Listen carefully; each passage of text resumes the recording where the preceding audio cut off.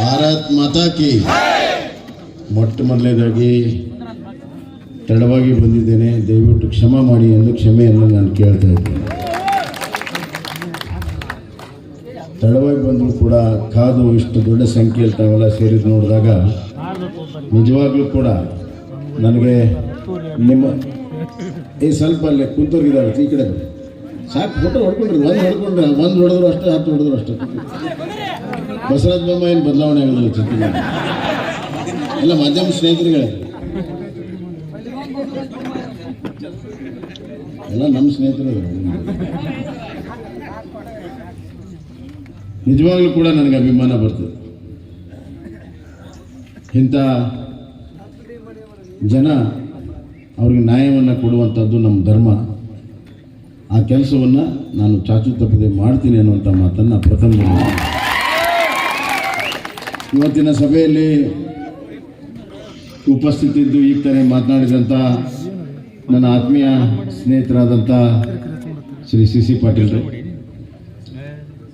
ನಮ್ಮ ಜನಪ್ರಿಯ ಶಾಸಕರು, ನಮ್ಮ ಆತ್ಮೀಯ ಡಾಕ್ಟರ್ ಆದಂಥ ಚಂದ್ರು ಲಮಾಣಿಯವರೇ, ಮತ್ತು ನಮ್ಮ ಜಿಲ್ಲಾ ಅಧ್ಯಕ್ಷರಾದಂಥ ರಾಜಣ್ಣ ಕುರ್ಡಿಗಿಯವರೇ, ಪಕ್ಷವನ್ನು ಸೇರಿರುವಂಥ ಆತ್ಮೀಯರಾದಂಥ ಶ್ರೀ ಮಹಾಜನ್ ಶೆಟ್ಟ್ರೆ, ಸಣ್ಣಪ್ಪ ಸಾವ್ಕಾರ್ರೆ, ಹಂಗೆ ಕರಿತೀವಿ ನಮಗೆ. ನಾನೇನು ಮೊದಲನೇ ಕೊಡಿ ಬಿಡು ಅದು ಮಾತು ಬರೀ. ಮಂಜುನಾಥ್ ಅವರೇ, ಬಾಪೂಜಿ ಅವರೇ, ಶಿವರಾಜ್ ಸಜ್ಜನ್ ಅವರೇ, ಮತ್ತು ವೇದಿಕೆ ಮೇಲಿರುವಂಥ ನಮ್ಮ ಅಧ್ಯಕ್ಷರಾದಂಥ ಸುನೀಲ್ ಮಹಾಜನ್ ಮಾನ್ ಶೆಟ್ರೆ, ಮತ್ತು ನಮ್ಮ JDSನ ಎಲ್ಲ ಆತ್ಮೀಯ ಬಂಧುಗಳೇ, ಮತ್ತು JDSನ ಮುಖಂಡರಾದಂಥ ಶ್ರೀ ಬಾಳಿಕಾಯಿ ಅವರೇ, ಇಲ್ಲಿ ನೆರೆದಿರುವಂಥ ಎಲ್ಲ ನನ್ನ ಹಿರಿಯರೇ, ಅಣ್ಣ ತಮ್ಮಂದಿರೇ, ಅಕ್ಕ ತಂಗಿಯರು, ಬಂಧುಗಳೇ, ಇದೊಂದು ಬಹಳ ಮಹತ್ವದ ಒಂದು ಚುನಾವಣೆ. ಯಾರು ಲೋಕಸಭಾ ಹೋಗ್ಬೇಕು ಅನ್ನೋದು ಬಹಳ ಮುಖ್ಯ ಅಲ್ಲ. ಈ ದೇಶದ ಚುಕ್ಕಾಣಿಯನ್ನು ಯಾರು ಹಿಡಿಬೇಕು ಅನ್ನೋದು ಬಹಳ ಮುಖ್ಯ ಆಯಿತು. ತಮ್ಮ ಮತ ಗೆಲ್ಲಬೇಕು. ಪ್ರತಿಯೊಬ್ಬ ಮತದಾರನ ಮನಸ್ಸಿನಾಗ ಏನಿರ್ತದೆ ಅಂದರೆ, ನಾನು ಹಾಕಿದವ್ರು ಗೆಲ್ಲಬೇಕು, ನನ್ನ ಮತ ಗೆಲ್ಲಬೇಕು ಅನ್ನುವಂಥದ್ದು ಇರ್ತದಿಲ್ಲ. ಯಾರು ಕೂಡ ನಮ್ಮ ಮತ ಸೋಲಬಾರ್ದು ಅಂತ, ನಮ್ಮ ಮತ ಸೋಲಬಾರ್ದು ಅಂತ ಎಲ್ಲರದ್ದು ಇರ್ತದೆ. ತಮ್ಮ ಮತ ಗೆಲ್ಲಬೇಕಾದ್ರೆ ಮತ್ತೊಮ್ಮೆ ಯಾರು ಚುಕ್ಕಾಣಿ ನಡೀತಾರೆ, ಯಾರು ದೇಶದ ಜನರ ಪ್ರೀತಿಯನ್ನು ಗಳಿಸಿದ್ದಾರೆ, ಅವರಿಗೆ ನಿಮ್ಮ ಮತವನ್ನು ಹಾಕಿದರೆ ನಿಮ್ಮ ಮತ ಗೆಲ್ತದೆ. ಉದಾಹರಣೆಗೆ 543 ಒಟ್ಟು ಲೋಕಸಭಾ ಸೀಟ್ಗಳು. ಆಯ್ತು, ಅವ ಒಂದೊಂದು ಸ್ಪೆಷಲ್ ನಂಬರ್ ಹೇಳೋದು. 363 BJPನೂ ಬರ್ತೈತಿ, ಮೋದಿಯವರು ಬರ್ತಾರೆ ಅಂತ ಹೇಳ್ತಾರೆ. ಇದು ನೋಡ್ರಿ, ನಾನು ಹೇಳಿದೆ, ಇದು ಜನರಲ್ಲಿರುವ ಭಾವನೆ. ನಾನು ಹೇಳಿದ್ನ, ನಾನೇನು ಅಭ್ಯರ್ಥಿ ಹೇಳ್ಬೋದಪ್ಪ, ಪಾಪ ಜನರಲ್ಲಿರುವಂಥ ಭಾವನೆ ಅದು. ಮೋದಿಯವರು ಮತ್ತೆ 370 ಸೀಟ್ ತಗೋತಾರೆ, 400 NDA ಸೀಟ್ ತಗೋತದೆ, ಮತ್ತೆ ಪ್ರಧಾನಮಂತ್ರಿ ಆಗ್ತಾರೆ ಅನ್ನೋಂಥದ್ದು ಜನರ ಭಾವನೆ. ಒಂದು ನಿಮಿಷ, ಮೋದಿಯವರ ಪಕ್ಷ ಇವತ್ತು ಈಗಾಗಲೇ 303 ಸೀಟ್ ಇದೆ, ಅದು 370ಕ್ಕೆ ಹೋಗ್ತದೆ. 485 ಸೀಟನ್ನು ನಾವು ನಿಲ್ಲಿಸಿದ್ದೀವಿ. NDA ಸೇರಿ 543 ಸೀಟ್ ನಿಲ್ಲಿಸಿದ್ದೀವಿ. ಇನ್ನು ಧೀಮಂತ ನಾಯಕ ನರೇಂದ್ರ ಮೋದಿಯವರ ನಾಯಕತ್ವ ಒಂದು ಕಡೆ, ಅವ್ರ ವಿರುದ್ಧ ಯಾರಪ್ಪ ಹೆಸರು ಹೇಳ್ರಿ? ಯಾರಿಲ್ಲೇ ಇಲ್ಲ. ತಡಿ, ಒಂದು ನಿಮಿಷ ಆರಾಮಿರಿ, ನಾನು ಅದೆಲ್ಲ ಹೇಳ್ತೀನಿ, ನಿಮ್ಮ ಕತೆ ಹೇಳ್ತೀನಿ. ಯಾರೂ ಇಲ್ಲ. ಮಮತಾ ಬ್ಯಾನರ್ಜಿ ಅಂತೇಳಿ ನಾನೇ ಆಗ್ತೀನಿ, ಅವ್ನು ಕೇಜ್ರಿವಾಲ್ ನಾನೇ ಆಗ್ತೀನಿ ಅಂತ ಜೈಲಿಗೆ ಹೋದ. ಶರದ್ ಪವಾರ್ ಏನಂತ, ನನಗೆ ವಯಸ್ಸಾಗಿದ್ದು, ಲಾಸ್ಟ್ ಚಾನ್ಸ್ ನಂದು, ನನಗೆ ಮಾಡ್ರಿ. ಇನ್ನು ನಮ್ಮ ರಾಹುಲ್ ಜಿ ಅವರು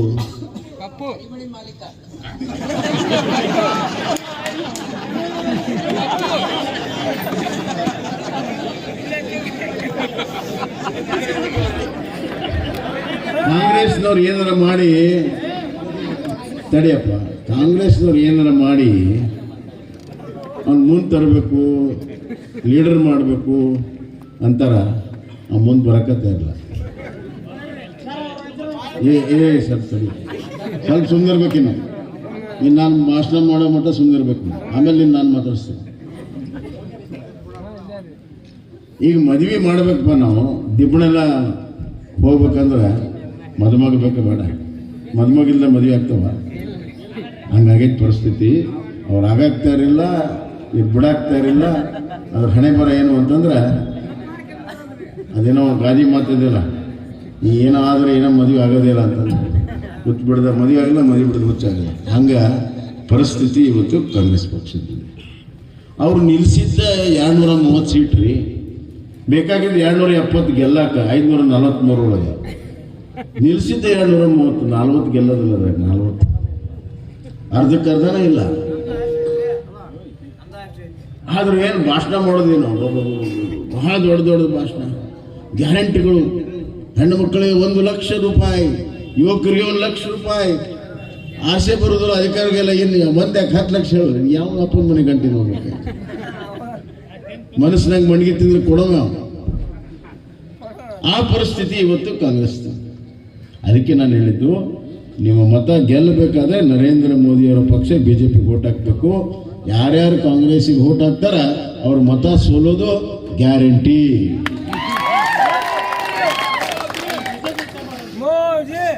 ತಡಿಯ ಬಂಧುಗಳೇ, ನರೇಂದ್ರ ಮೋದಿಯವ್ರು ಯಾಕಬೇಕು? ನರೇಂದ್ರ ಮೋದಿಯವ್ರು ಯಾಕಬೇಕು ಅಂತಂದ್ರೆ, ನೀನೇ ಮಾತಾಡ್ಬೋ, ಮತ್ತು ನಾನೇ ಇಲ್ಲಿ ಭಾಳ ಜನರದಾರ ಇಲ್ಲಿ ನಮ್ಮ ಬೆಳ್ಳಟ್ಟಿ ಜನ. ಅದು 8 ಗಂಟೆ ಮೇಲೆ ಭಾಳ ಇನ್ನಷ್ಟು ಜನ.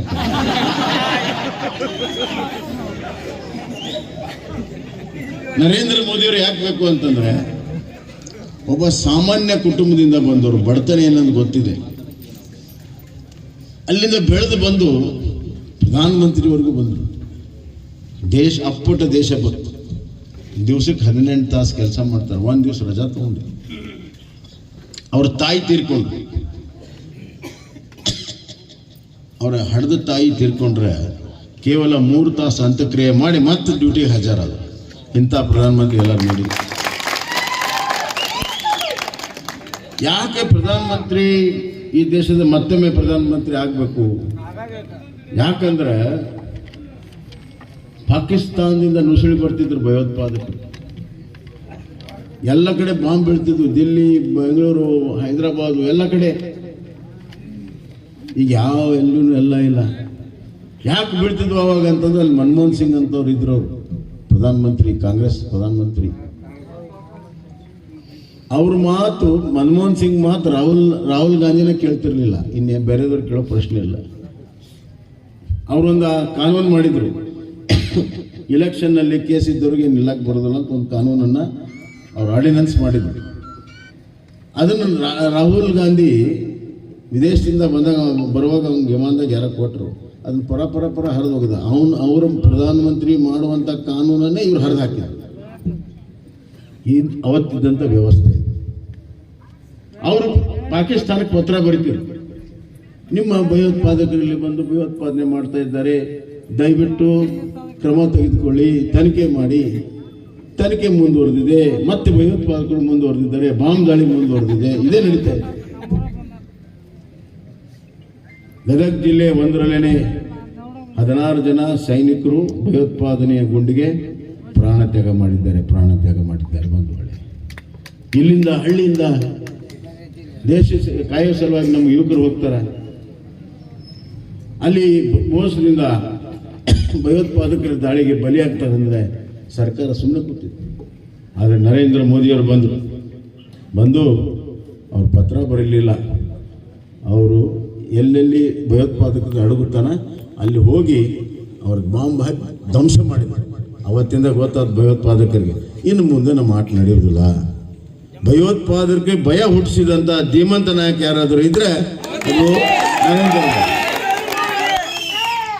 ನರೇಂದ್ರ ಮೋದಿಯವರಲ್ಲಿ ಕೈಯಲ್ಲಿ ದೇಶ ಸುರಕ್ಷಿತವಾಗಿದೆ, ಭದ್ರವಾಗಿದೆ. ಅದಕ್ಕಾಗಿ ಮತ್ತೊಮ್ಮೆ ನರೇಂದ್ರ ಮೋದಿಯವರ ಎಲ್ಲಿ ಶಾಂತಿ ಇರ್ತದೆ ಅಲ್ಲಿ ಮಾತ್ರ ಪ್ರಗತಿ ಮಾಡೋಕ್ಕೆ ಸಾಧ್ಯ. ಇವತ್ತು ಆ ಶಾಂತಿ ಇದ್ದಿದ್ದರಿಂದ ದೇಶದ ಆರ್ಥಿಕತೆ ಬೆಳವಣಿಗೆ ಆಗಿದೆ. ಅದರ ಪರಿಣಾಮ ಅಸಾಧ್ಯ ಅಂತಿದ್ರು, ಬಡತನ ನಿರ್ಮೂಲನೆ ಅಸಾಧ್ಯ ಅಂತಿದ್ರು. ಕಾಂಗ್ರೆಸ್ನವರು 1972ರಲ್ಲಿ ನಮ್ಮ ಪತ್ರಕರ್ತರು ಕೆಲವರು ಹುಟ್ಟಿದ್ರಿಲ್ಲ ಗೊತ್ತಿಲ್ಲ, ಇತಿಹಾಸ ಗೊತ್ತಾಗಬೇಕು. 72ರಲ್ಲಿ ಗರೀಬಿ ಹಟಾವ್ ಅಂದರು. ಗರೀಬಿ ಹಟಾವ್ ಅಂದರೆ ಬಡತನ ನಿರ್ಮೂಲನೆ. ಹೇಳ್ತಾ 40 ವರ್ಷ ಆಯ್ತು, ಬಡತನ ಹೋಗಲಿಲ್ಲ. ಬಡವರ ಹೆಸರಿನಲ್ಲಿ ತಮ್ಮ ರಾಜಕೀಯ ರೊಟ್ಟಿಯನ್ನು ಸುಟ್ಟುಕೊಂಡವರು ಕಾಂಗ್ರೆಸ್ಸಿಗರು. ಬಡವರ ಹೆಸರಿನಲ್ಲಿ ಬಡವರು ಉದ್ಧಾರ ಮಾಡ್ತೇವೆ ಅಂತಲೇ ತಮ್ಮ ಅಧಿಕಾರವನ್ನು ಮುಂದುವರಿಸಿದ್ರು. ಆದರೆ ನರೇಂದ್ರ ಮೋದಿಯವರು ಬಂದರು, ಯಾವುದು ಅಸಾಧ್ಯ ಅನ್ನೋದನ್ನು ಸಾಧ್ಯ ಮಾಡಿ ತೋರಿಸಿದ್ರು. 25 ಕೋಟಿ ಜನ, ನಾನು ನಿನ್ನೆ ತಪ್ಪು ಹೇಳಿದೆ, 25 ಕೋಟಿ ಜನ ಬಡತನದಿಂದ ಮೇಲೆ ಬಂದಿದ್ದಾರೆ ಕಳೆದ 10 ವರ್ಷದಲ್ಲಿ. 25 ಕೋಟಿ ಜನ.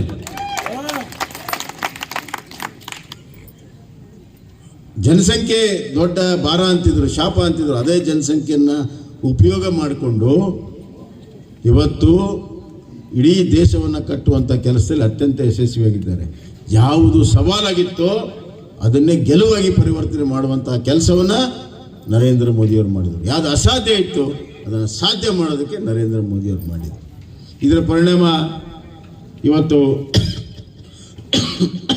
ದೇಶದಲ್ಲಿ 4 ಕೋಟಿ ಪ್ರಧಾನಮಂತ್ರಿ ಆವಾಸ್ ಯೋಜನೆಯಲ್ಲಿ ಮನೆ, ಕರ್ನಾಟಕದಲ್ಲಿ ಕಳೆದ 4 ವರ್ಷದಲ್ಲಿ 8 ಲಕ್ಷ ಮನೆ, 12 ಲಕ್ಷ ಶೌಚಾಲಯ, ಎಲ್ಲ ಮನೆಗಳಿಗೆ ಇವತ್ತು ಉಜ್ವಲ ಗ್ಯಾಸ್ ಮತ್ತು ಉಜ್ವಲ ಗ್ಯಾಸಲ್ಲಿ ನೀರಿನಲ್ಲಿ ಅಡುಗೆ ಮಾಡೋದಕ್ಕೆ ಮನೆಗೆ ಜಲ್ ಜೀವನ್ ಮಿಷನನ್ನು ತಂದಿದ್ದೀವಿ. ಹೊಳೆ ನೀರನ್ನು ಹಳ್ಳಿಗೆ ತಂದು ಮನೆಗೆ ಮುಟ್ಟಿಸುವಂಥ ಕೆಲಸ ಅಸಾಧ್ಯವಾದಂಥ ಕೆಲಸ. ಯಾವ ಪ್ರಧಾನಮಂತ್ರಿನೂ ಅದ್ರ ಬಗ್ಗೆ ಮಾತಾಡಿರಲಿಲ್ಲ. ಯಾಕಂದರೆ 130 ಕೋಟಿ ಜನರು 100 ಕೋಟಿ ಮನೆಗೆ ನೀರು ಕೊಡೋದು ಸಾಧ್ಯನೇ ಇಲ್ಲ ಅಂತ ತಿಳ್ಕೊಂಡ್ಬಿಟ್ಟಿದ್ರು. ನಾನು ಹೇಳ್ತಾ ಇದ್ದೀನಿ, ಯಾವುದು ಅಸಾಧ್ಯ ಇತ್ತು ಅದನ್ನು ಮಾಡಿದ್ರು ನರೇಂದ್ರ ಮೋದಿಯವರು. 4 ವರ್ಷದಿಂದ ಕೆಂಪುಕೋಟೆ ಮೇಲೆ ಹೇಳಿದರು, ಎಲ್ಲ ಹಳ್ಳಿಗಳಿಗೆ ನಾನು ನೀರನ್ನು ಕೊಡ್ತೀವಿ ಅಂತ. ಇವತ್ತು 100 ಕೋಟಿ ಜನಸಂಖ್ಯೆ ಮನೆಗಳಿದ್ದಲ್ಲಿ 75 ಕೋಟಿ ಮನೆಗಳಿಗೆ ನೀರನ್ನು ಕೊಟ್ಟಂಥ ಒಬ್ಬ ದೊಡ್ಡ ಮಾನವೀಯತೆ ಇರುವಂಥ ನಾಯಕ ನರೇಂದ್ರ ಮೋದಿ. ಆ ಗ್ಯಾಸು, ಆ ನೀರಿನಲ್ಲಿ ಅನ್ನ ಬೇಯಿಸೋ ಸಲುವಾಗಿ ಕೋವಿಡ್ ಸಂದರ್ಭದಲ್ಲಿ 10 kg ಅಕ್ಕಿ ಕೊಟ್ಟರು. ಈಗ 5 kg ಅಕ್ಕಿ ನಮ್ಗೆ ಕೊಡ್ತಾ ಇದ್ದಾರೆ. ನಮಗೆ ರೇಷನಲ್ಲಿ ಬರುವಂಥ ಅಕ್ಕಿ ಯಾರ್ದದು? ಮೋದಿಯವರು, ಮೋದಿ ಅಜ್ಜಂದು. ಆದರೆ ಇಲ್ಲಿ ಕಾಂಗ್ರೆಸ್ನವ್ರು ಏನು ಹೇಳ್ತಾರೆ? ಅನ್ನಭಾಗ್ಯ 10 kg ಬೇಕೋ ಬೇಡವೋ?